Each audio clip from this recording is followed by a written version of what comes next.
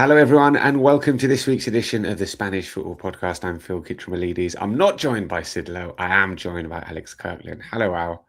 Hello, Kitro. How's it going? I'm good. Sydney has been off enjoying a magical, festive weekend, celebrating life and not watching any Spanish football. We didn't hear from him much, did we? It was an uncharacteristically silent weekend from Sid, which hopefully means he had a great time.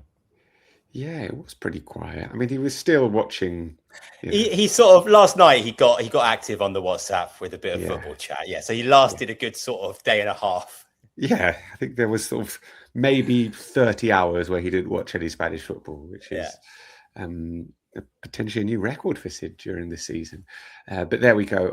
Al and I were watching Matchday 34 in La Liga EA Sports, and we're here to talk all about it. Remember, if you'd like more Spanish football coverage, and if you'd like coverage from the World Cup over the summer, not just about Spain, but generally the experience, come and join us at patreon.com/TSFP. It's only €4.75 a month. You get a bonus podcast every week, a Q&A podcast every week, access to the TSFP newsletter, the TSFP Discord. And like I said, over the summer, that's the only place we will be podding. So we're looking forward to that. So what happened on Matchday 34? Friday was a big game at the bottom of the table, and it saw Mallorca beat Girona by 1-0 at Montilivi. Saturday saw Villarreal thrash Levante 5-1 at the Estadio de la Ceramica. Villarreal securing qualification for the Champions League in back-to-back seasons for the first time ever. Really weird season for Villarreal because they've qualified for the Champions League. They're going to finish probably third. And yet the manager's probably going at the end of the season. Very, very strange indeed. Atletico Madrid had a big win at Mestalla. They played their reserves. They made 11 changes from the side that played against Arsenal midweek. And they won 2-0 with 2 goals from 2 young players making their debuts. Valencia, really good goals as well. Really nice goals. And Valencia in all sorts of trouble. And the fans a little bit unhappy now, as they tend to be at Mestalla over the last sort of 6 or 7 years. Alaves looked like they might get a big win in a Barça derby at home to Athletic. They were 2-1 up in the second half. They ended up losing 4-2. Nico Williams scoring a couple of goals, provided an assist as well, and a much-needed reappearance for Athletic for Nico Williams. I mean, he's been playing recently, but not necessarily playing like that. Then El Sadar on Saturday night, Barcelona beat Osasuna 2-1, late goals in that game. But Barcelona almost mathematically wrapping up the title. They would have been champions had Real Madrid not won at Espanyol last night, but Real Madrid did manage to win at Espanyol at the game that Al was at. Vinny Jr. scoring 2 brilliant goals. Before that, on Sunday, we saw Celta Vigo beat Elche 3-1. The mighty Rayo Vallecano going to Getafe and scoring 2 goals. Unreal golazos from Sergio Camello and Randy Enteca. Phrase that I never thought I'd say on this podcast. I was listening to that game on the radio, Kitcher, and the shock and surprise when Enteca scored that goal. I've never had anything like it. They could not believe what they're trying to find out, like an explanation, answers for what they'd just witnessed. Yeah, I mean, the explanation, I guess, on second glance was that there was a relatively big deflection. But yes, that was it. Still, vamos, Randy. And Real Betis beating Oviedo 3-0. Oviedo are all but mathematically relegated, 8 points from safety with 12 to go. So, yeah, they are down. Monday night, it's one of the biggest games in the 21st century for Sevilla. That's how it's being billed. They're at home to Real Sociedad. They need to win to move out of the relegation zone. It is massive, massive, massive. All right, let's talk about... are we going to start off with Espanyol Real Madrid? Well, listen, I was there, Kitro. That's all I would say. I was there. I was pitch sides. I was getting wet. It rained. It wasn't torrential rain, but it was sort of a steady drizzle. I didn't have a roof over my head. I discovered that an A4 piece of paper is not an effective sort of cushion to protect you from a wet bench. No, don't try that. No good at all. But it was, despite all that, it was quite fun. It was quite fun. What was fun about it? Look, I quite enjoyed the game, actually. Of course, it's a massive game for Espanyol, who are in one of many teams in that relegation battle. The atmosphere felt like it. It felt like a huge game for them. That was the sort of the attitude I saw from their players as well, and from the coach Manolo on the touchline, who was incredibly animated. For Real Madrid, of course, not as big, but big in a different way. This felt like a kind of a a no-win situation for Real Madrid. None of the options for them were particularly good. It was either lose the league title and go into the Clásico with Barca as champions, or hang on and potentially see Barca crowned champions in the Clásico. You mentioned Vinicius Junior. It was kind of all about Vinicius Junior right from the start. It was one of those games where either he was going to get sent off, or his marker was going to get sent off, as briefly happened to El Hilali in the first half before that call was overturned, or he was going to go on and do what he did, which was score 2 unbelievable goals, not just for his personal involvement, but sort of the collective involvement as well. The first one set up by Gonzalo Garcia, the second one by Jude Bellingham. Brilliant from Vinicius Junior. Another night where he was, because of that kind of running battle he had with El Hilali, he was getting whistled and getting a lot of stick from the crowd. He did again when he was subbed off towards the end, apart from the quite large number of Real Madrid fans in the crowd, because there were a lot of Real Madrid shirts dotted around the stadium, as well as the Espanyol fans. So yeah, it was all about Vinny, except really for the post-match chat from Álvaro Arbeloa, which was really all about a player who wasn't there at all, which is Mbappé. There were 5 questions in the presser for Arbeloa. 4 of them were about Mbappé, who wasn't there, who is injured, who has been pictured in the media having fun on holiday in the last couple of days. He flew back to Madrid last night, landing around about the time the game kicked off. And that has generated quite a lot of discussion, I have to say, in Madrid. Yes, people are not particularly happy with the way that Kylian Mbappé has been behaving while he's been on holiday. He's been injured, but he's also on holiday. I'm confused, Kitcher. I'm surprised, because he's always seemed to me like a really quite smart guy who manages and controls his image really quite carefully. So it just seems to me like a massive own goal to put yourself out there in a way that you're going to get, paparazzi photos of yourself out there in the media. And given the situation of the team, it doesn't look good. Arbeloa said after the game, look, the players who are injured are supervised by the medical staff.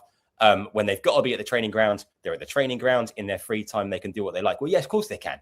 But from like a PR perspective, don't do this. I don't know. I don't get it. There are ways of, if you want to get away, there are ways of doing it. I think, and completely avoiding the spotlight, I think it's very strange. It is a little bit strange, yes, and it's not gone down well with an enormous section of the Real Madrid supporters. By the way, viewers on YouTube and listeners, don't start that with this. We're going with sort of Real Madrid bias, that we're starting off talking about Real Madrid and dedicating the first part of the podcast to them, because we're doing it because I was at the game. And that's what it's what we always do, Kitcher. Really, we tend to lead with the games that Sid is at. We've done that pretty much throughout the pod's history. So yeah, Sid was at no games this weekend. I was in the rain at Espanyol. I'm not sure if I'd been to the RCD Stadium before. It might have been my first visit, I think. Oh, really? I can't remember being there before. Yeah. Yeah. I think so. Next to a nice shopping centre. Yeah, the environs of the stadium aren't the most attractive, but the stadium itself is decent. And like I say, like I say, last night the atmosphere was really good. There's a sort of debate now, which I'm not sure I agree with, but I can understand why it's happening. Real Madrid played better without Mbappé. Well, what happens is, look, overall last night they didn't play particularly well, so it's not the best game to sort of make that argument. However, the 2 goals they scored featured the quite intricate build-up play in attack. I mentioned Gonzalo, who came off the bench and pretty much with his first touch, set up Vinny brilliantly as his strike partner. The second goal with Bellingham, of course, Bellingham in Mbappe's absence can get into more advanced positions, the kind of positions he likes to get into. So with those 2 goals, can maybe help you make that argument. Listening to the radio after the game, driving back home, all the talk was about Mbappé, like I say, his off-field antics, and also exactly that, the fact that the team have not performed in the 2 years that he's been in it. Yes, he scored loads of goals. The questions are, has he scored enough decisive goals in the big games, or has he been sort of padding those stats by scoring goals in all the other games? Like I say, it wasn't a particularly good all-round performance from Real Madrid again. So it's not like you can say, oh yeah, this is the answer without Mbappé. But the goals, like I say, can point you in that direction. Yeah, maybe it's not the team plays better without Mbappé. Maybe certain individual players play better. I think that is almost indisputably true now. that Vinny plays better without Mbappe, or at least with more freedom, or can take up exactly the positions that he wants to take up. And you see, when he scores goals like he did last night, you can't help but ask yourself, would he have got into that position if Mbappe was there on the pitch? Yeah, just looking at the games that Mbappe has missed this season. 1, 2, 3, 4, 5, 6. Real Madrid have won 5 of them and scored quite a few goals as well. The only game that he was missing was that absolute horror show, the 1-0 home defeat to Getafe. They won all the other games. Yes, it is a slightly strange conundrum with Mbappe. How can your best player make the team play worse? It's strange, but there we go. Real Madrid avoiding Barcelona being crowned champions, and it means that it'll all go down to the Clásico. I say all go down to the Clásico. If Real Madrid win, then it'll all go down to the next game. Yeah, that is possible. It means it does. We also avoid all of the tedious pasillo, guard of honor talk this week. Speculation of will they or won't they? They wouldn't have. I'm pretty convinced of that, but they won't have to anyway because it's not done yet. Let's not go down that route because it is tedious and unnecessary and very, very boring. Espanyol on one of the most incredible run of sort of free-fall disaster events results that I've seen in recent years. Yeah, how many games is it now without a win? I think it's 16. That's the stat that I heard. Yeah, I think it's 16, 16 or 17. It might have been 16 going into last night's game. Yeah. Might be 17 now. They were 5th at Christmas. They were 5th. We've seen they have examples of this kind of drop off before. Not quite as bad. Not quite as bad as this, but that pattern of a team really overperforming in the first half of the season, like almost, or certainly feeling like we're good. The season's great. We're kind of done, and then dropping off and suddenly having to look over their shoulders. But you're right. This might be the single most extreme example. But look, I mean, watching them last night, like I say. They've got quite a few, players that I quite like, and they seemed they were up for it. I don't know. I didn't see last night, at least, and part of this might be the fact that Real Madrid didn't play particularly well, but last night at least they didn't really play to me like a team in freefall and could easily have scored 1 or 2 goals.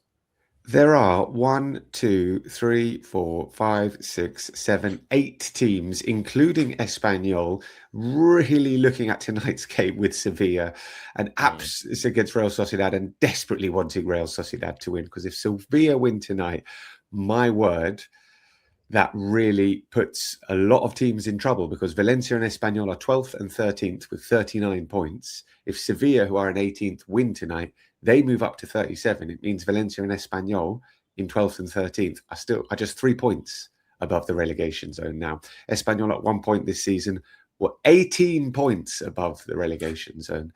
It is, like I said, an almost historic collapse from Los Pericos. And like I said, 8 different sets of teams, or maybe 7 or 8, are hoping that Real Sociedad win tonight. Huge game at the Ramon Sanchez Pizjuan. All right, let's talk about Barcelona beating Osasuna 2-1 at El Sadar. I was commentating this game. It was yet another not brilliant performance from Barcelona. It feels like in recent weeks they've kind of just been getting the job done, getting over the line, missing Rafinha, missing Lamine Yamal, of course. Rafinha was on the bench for this game, and we thought we might see him in the second half at some point, but we did not. He did not come on the bench, off the bench for this game. But there were other players that came off the bench and made an impact. Robert Lewandowski scored in the 81st minute after a really nice cross from Marcus Rashford, who had come off the bench, and Ferran Torres had come off the bench as well, and he scored the second goal in the 86th minute. So the substitutes proving effective for Barcelona. Raul Garcia de Haro coming off the bench and scoring for Osasuna to set up a slightly nervy finish. Somehow there were 8 minutes of stoppage time. Don't know where the 8 minutes came from, to be honest. It was a bit of a surprise. And Barcelona ending the game on the back foot, but getting it done. And as we said, if we looked at recent results, they've not been necessarily sparkling, but they got a really solid and decent 2-0 win at Getafe the week before. They just about beat Celta Vigo 1-0 at home. They beat Atletico Madrid, of course, 2-1 at the Metropolitano. They had a really unconvincing 1-0 win against Rayo Vallecano at home. I'm not just saying that, but these haven't been sparkling performances, but they've been getting the job done. So it's like you said, they've had to grind it out, and I think it's understandable when you mention the players who aren't available at this stage of the season, the kind of football they play as well. It's high energy. They are tired, and yes, they are kind of creeping over the line, but they've done enough previously so that they've put themselves in a position where they can do this, and they are going to do it. It's just a matter of time. So I think it's just, like I say, a combination of circumstances, the way that they play, the stage of the season. I don't think they'll mind at all. I was talking to someone yesterday about someone close to the club who knows a few things about Robert Lewandowski and his future. Obviously, contract is up in the summer. Will he stay or will he go? I was told that the club actually they want him to stay. They want to give him a new contract. This person was somewhat incredulous at that because it was not necessarily. Yeah, we talked about this last week, didn't we? I wouldn't be pro personally. I think it's a good time to wrap it up. But I guess if you can get him to accept, whatever reduced terms they've offered him, and he can be your coming off the bench to score goals, which he would do certainly, then I guess that would be fine. Yeah, I mean, he's not gonna accept, I think, the kind of reduced terms that had maybe been leaked to the press, around €6 million a year. He's not gonna accept that. But I think Barcelona would be potentially willing to pay a little bit more, from what I'm told. It's just that figure was maybe leaked out to see how it went down, which it probably didn't go down particularly well. But it doesn't feel like footballistically it makes a huge amount of sense. But I guess you can justify it financially, right? Because if you do let him go and then you have to replace those goals, that would almost certainly cost you more in terms of the all-round package of whether you're bringing in one forward player or two forward players or whatever, how things shake out, cost you more than it would just keep Lewandowski, who will, like I say, definitely score. Even at this stage in his career, you can guarantee the next season even if he's playing as an impact sub, he's going to be scoring 10, 15 goals, isn't he? Yeah. It was also sort of intimated that it might be some sort of behind the scenes, maybe kind of like political goings on here. Robert Lewandowski's agent, same agent as Hansi Flick, as Szczesny as well. Maybe something going on there as well. But listen, Barcelona are going to be champions, whether it's this weekend against Real Madrid or the following one. It is going to happen, and we've spoken about them being the best team in Spain this season by some distance. The distance at the moment is 11 points. We'll see if they can make it to 100 points. I was looking at a tweet from a football statistician who was having a proper look and said after Matchday 34 in La Liga, 88 points is the most that a team has ever had after 34 rounds of fixtures. I mean, level with I think it's 4 or 5 other teams, and we're talking about sort of Guardiola's Barcelona. I think Luis Enrique's Barcelona and Mourinho's Real Madrid. Team of the records. Yeah, this is on course for a historically good season for Barcelona. They might wrap up the title and then start thinking about the World Cup and not necessarily get to 100 points, but that doesn't matter at all. Yeah. I also enjoyed discussion of where various members of the squad were planning to keep an eye on the Real Madrid game in case they had to celebrate. You had Joan Laporta and a few of his sort of closest directors round at his place watching the game. You had Hansi Flick wasn't fussed about watching Espanyol Real Madrid. He was off to see El Mago Pop instead with his missus, he said. I mean, almost everybody listening will not have any idea what El Mago Pop is. He's a popular magician. Spanish, a stage magician. I've been to see him. You've been to see him, Kitro? It's very good. I recommend it. I think I have, a few years ago. Yeah.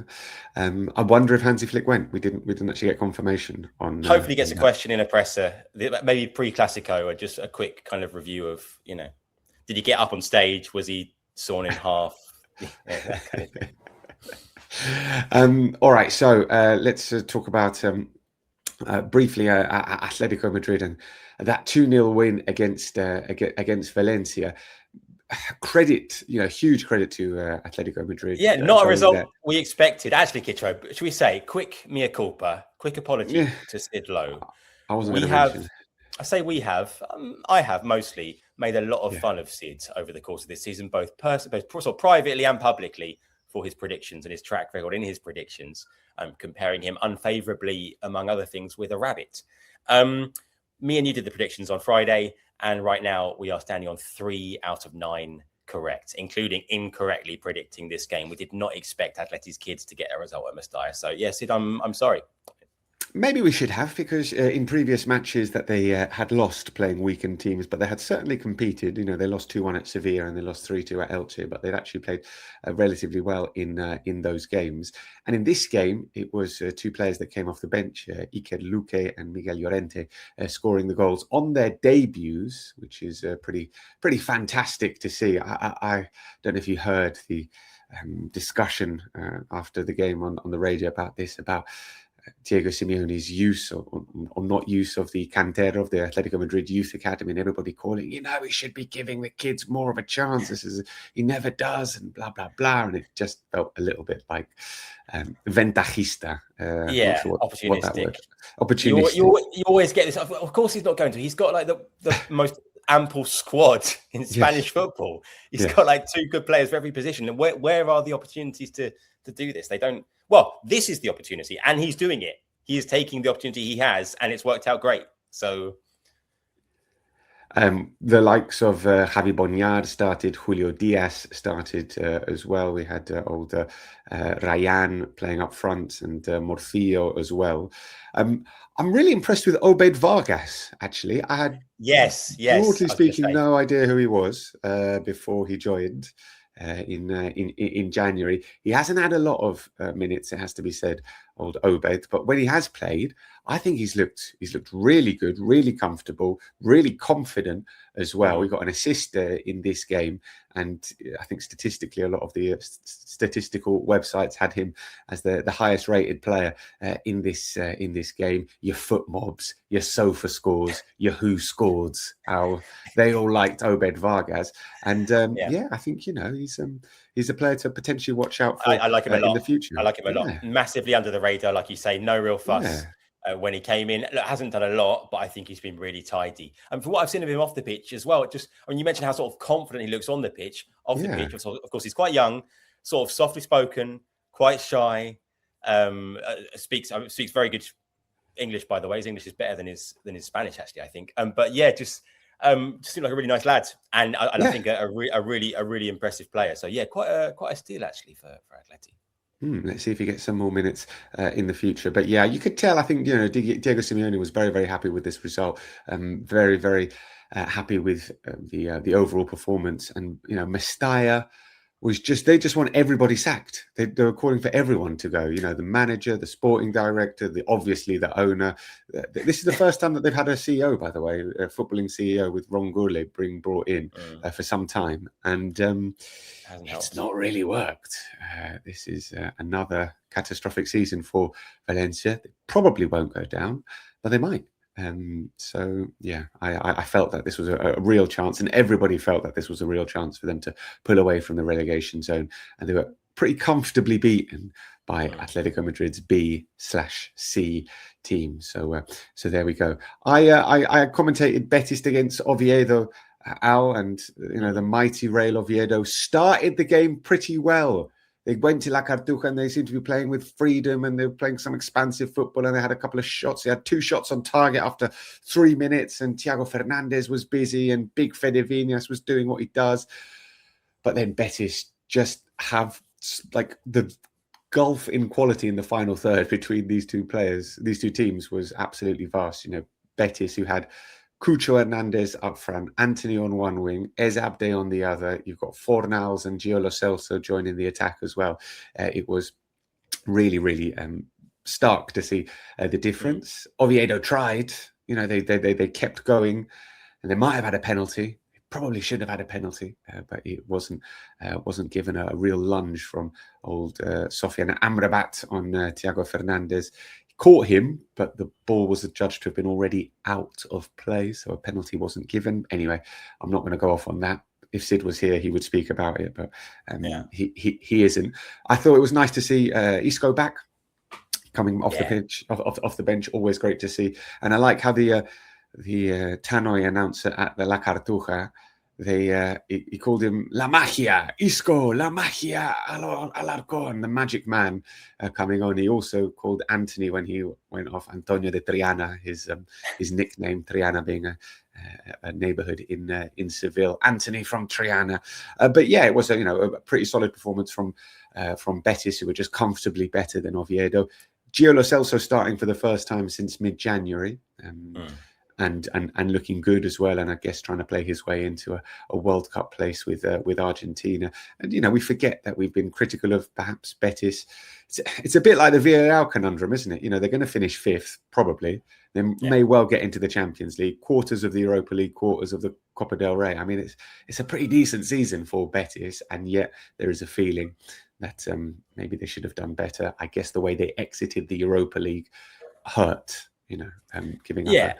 You end up taking stuff for granted, don't you? But look, we have seen Betis in a proper shambles in the last sort of 20 years or so. This is a good place for them to be, and thank you for them. This is one of the few predictions we got right. So nice one, Betis. Good job, Oviedo. Yes. I missed this game entirely because I was at Espanyol. As I said, on the way there, I was listening to Getafe Rayo on the radio, Kitro.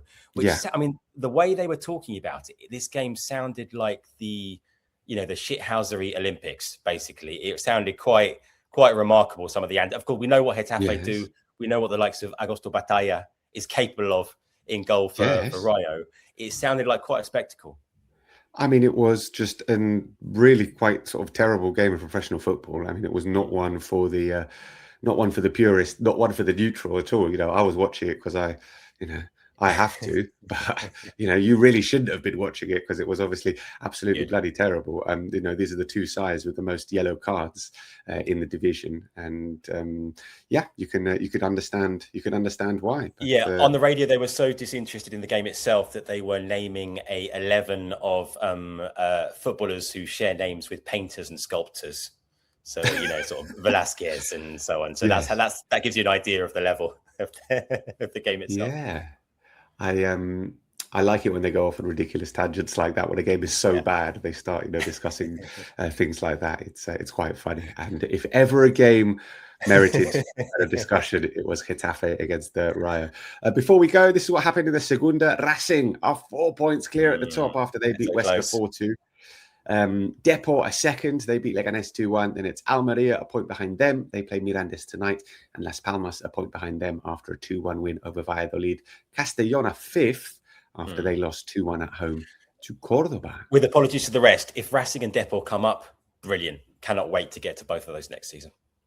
Agreed.